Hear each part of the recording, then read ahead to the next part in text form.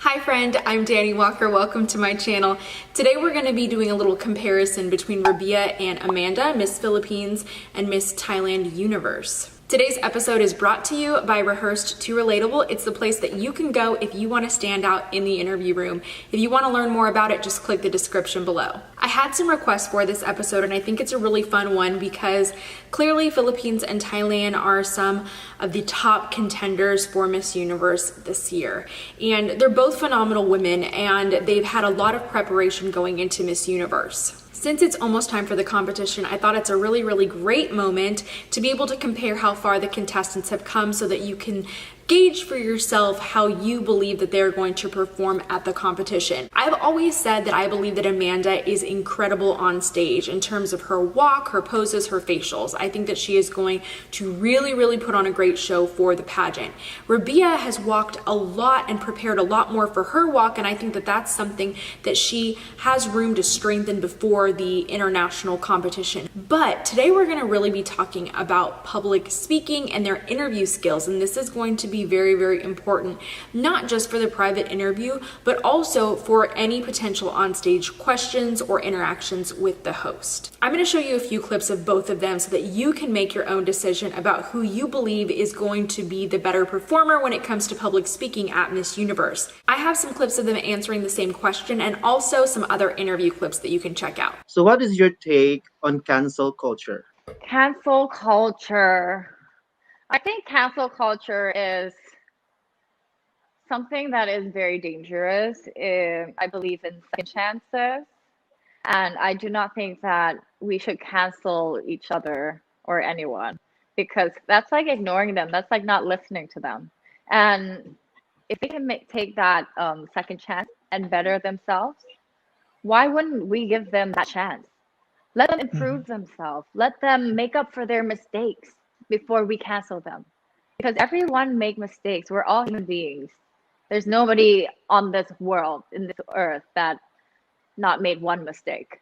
So I do not believe in cancel culture. You know what? Things have really been worse, especially in social media, with the differences when it comes to the beliefs and the opinions that we have, especially in the context of politics and what is happening in our society. That's why this cancel culture has arisen. And my take on this one is that we need to have this boundary of universal respect. That despite the differences in terms of what we believe in or how we see things, we know that we'll be able to have a more tolerable and acceptable society. And with that being said, I think that if there's universal respect, it's gonna lead to a peaceful society. Do you love seeing content like this? Are you loving this episode? I really hope so. And I hope that you'll love it enough to consider subscribing and hitting the notifications bell so you know when new episodes come out every week. Sawadika, how are you? I have heard that you've been to Phuket. Yeah. How was it? How was the trip? I felt like I feel very rejuvenated because I went back to my island and, being the island girl that I am. Yeah. The moment I stepped foot on that first beach I went to, I felt alive again. Yeah. Just to be in the warm water, to feel the wind and to feel the sand on my feet and to see my family and just, it really made me feel alive and just ready to rock. I have heard that you are preparing for Miss Universe competition 2020, and I heard that you went to study about dancing. Yeah. Why you study about dancing? What is help? So my first dancing class was actually this morning, and I can still feel my hips and my legs hurting and burning right now. But it's just for that curve.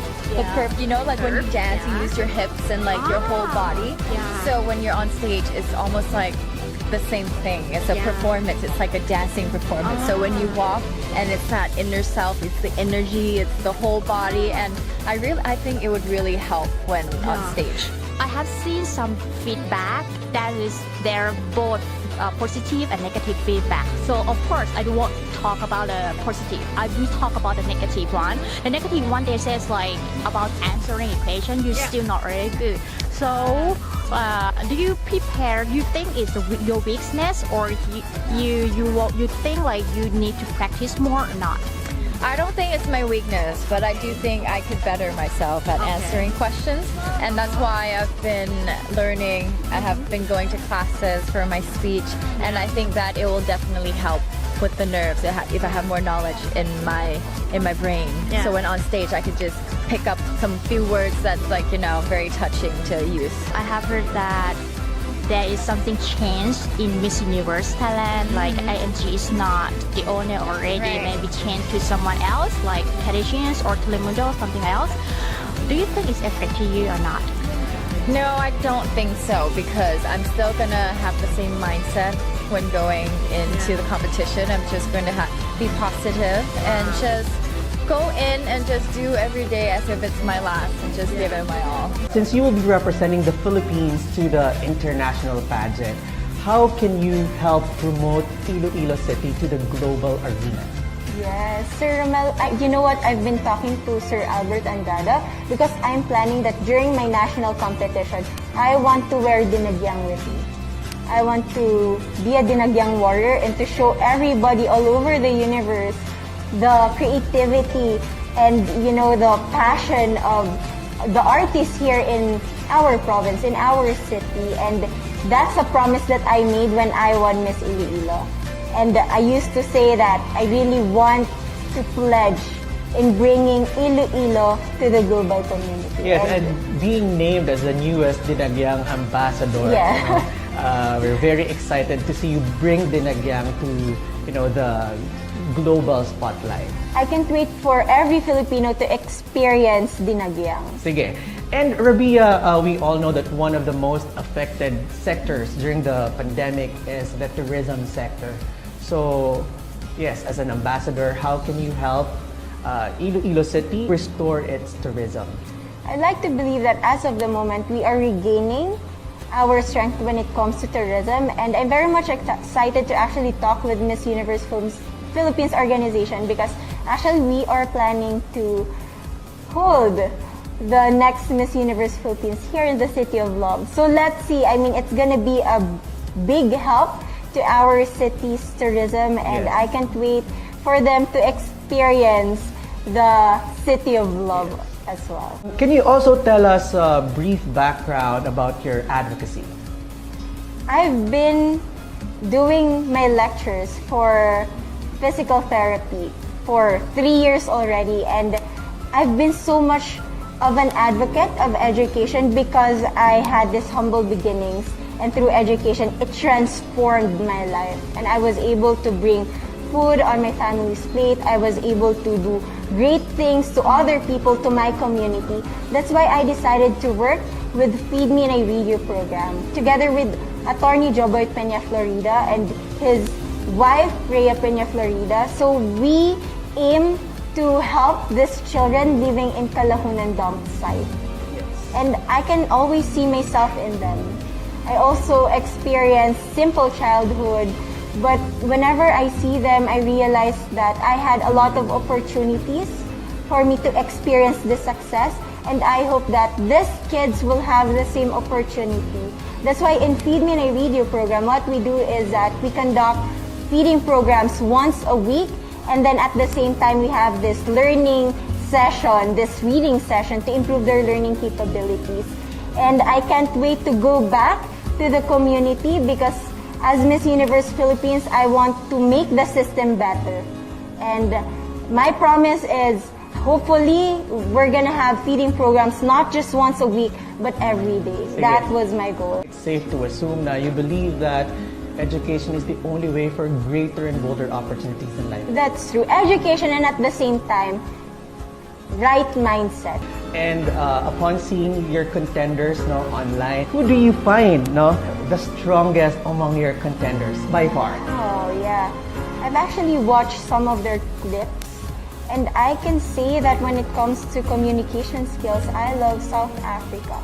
Okay, South Africa. She's a woman of power and wisdom, and as of the moment, the Miss Universe organization is looking for that woman who can speak not just for herself, but for what is happening around her. Yes. And I can't wait to meet each and every one of the candidates. Actually, we already have a group in WhatsApp. So we are already communicating with each Sige, other. we're excited now for the upcoming pageant. Those are some of the clips that I found of them online, and I thought it was really neat that we got to see both of them answer the same question. When it comes down to public speaking, here's what I look at when I'm evaluating both of these contestants.